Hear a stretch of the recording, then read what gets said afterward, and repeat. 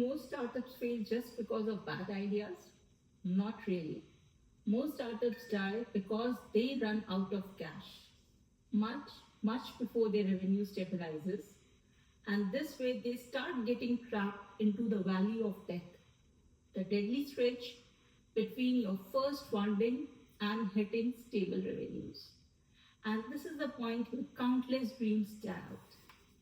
But wait, the good news is you can prepare for it, and knowing it is like solving this problem, winning half the battle before it has started.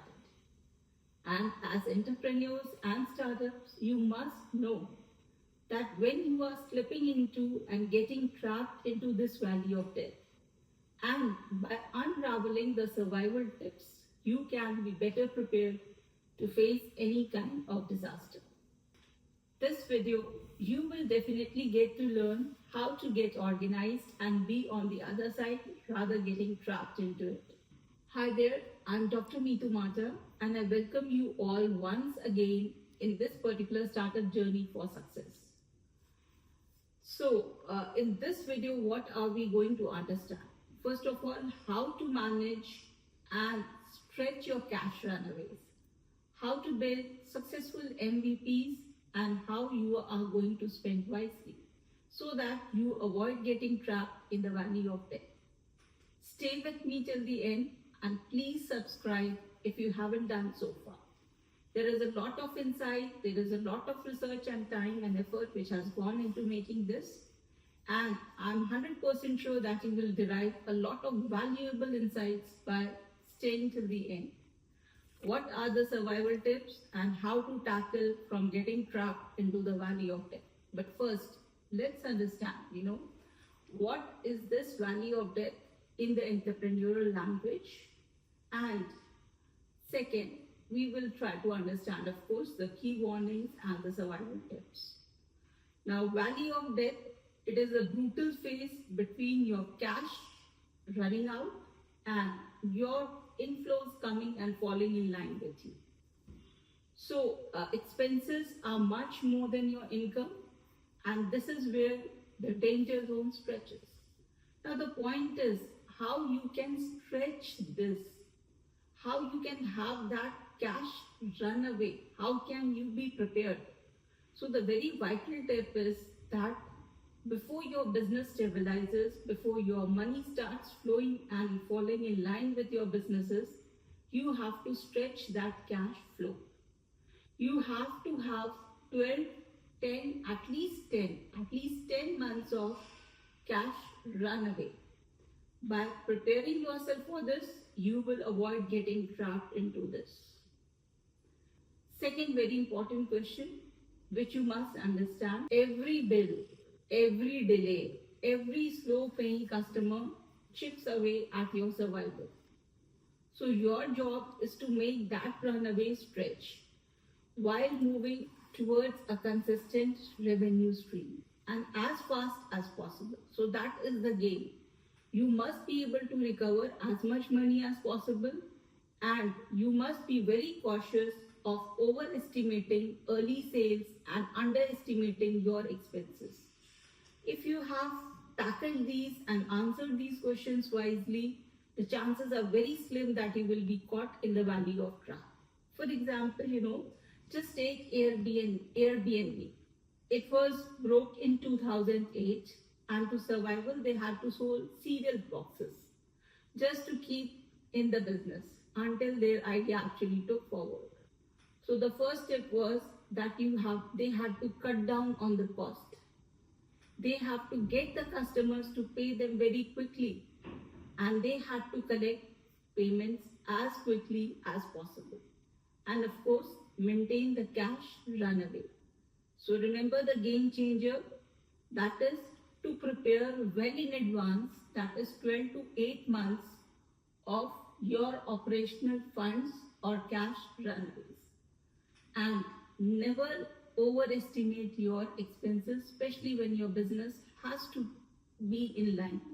Overbuilding, that's a silent killer, and it might be very tempting for you to pour money into very fancy features, some flashy offerings and all that, or maybe having a bigger team at the very initial start.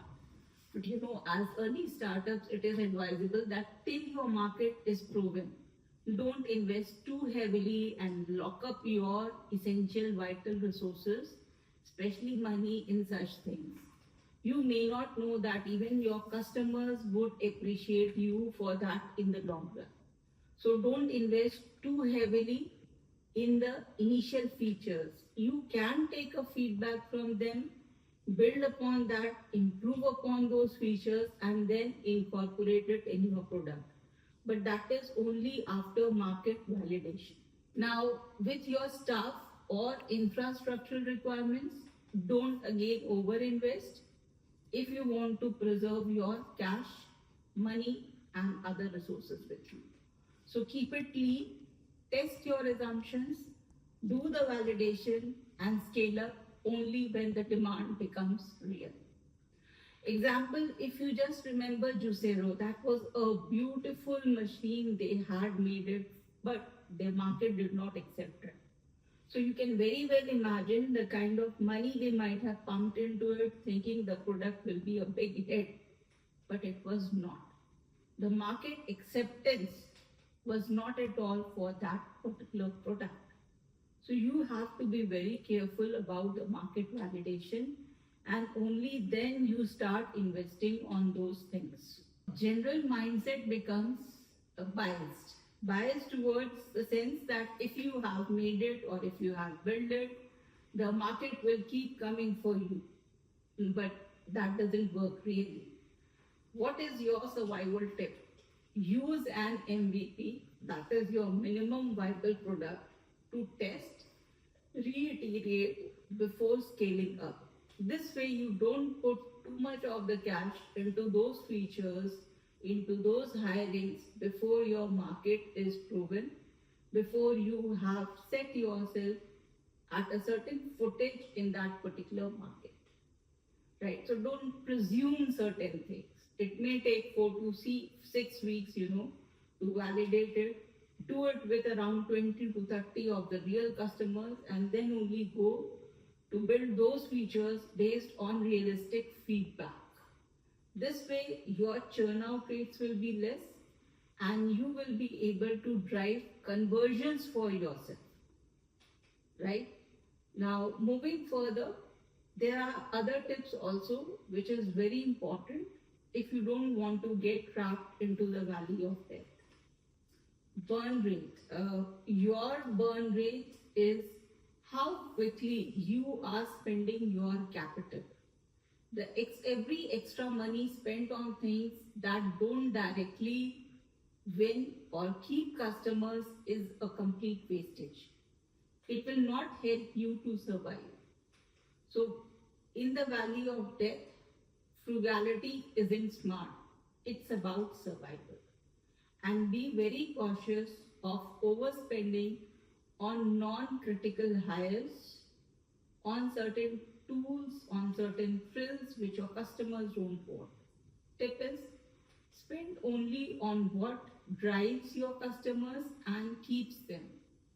Prioritize your spendings that directly drive your customer acquisition and retention in the long run. Another vital thing is your funding gap. The reality is that initial seed funds may run out much faster than you might have expected. And raising that money again from the investors can be very, very tricky. So again, your accounting has to be very correct. You have to ensure that you have surplus money to ride through this survival time period.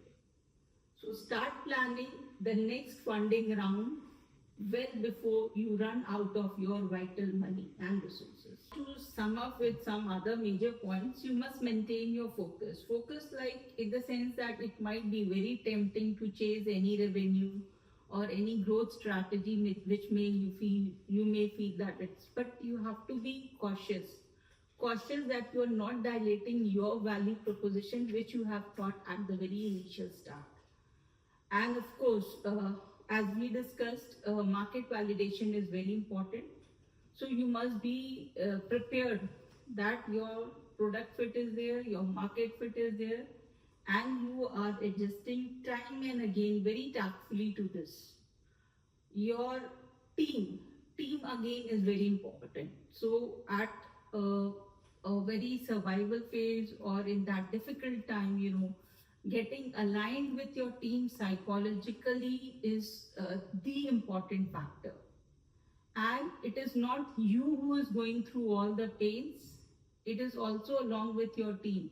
So you have to align and relate to the team, maintain that transparency, celebrate the small teams with your organization, and every small win will actually add momentum to the pace of your business. So not only the market, customers, your team, yourself, everything has to match with your value proposition.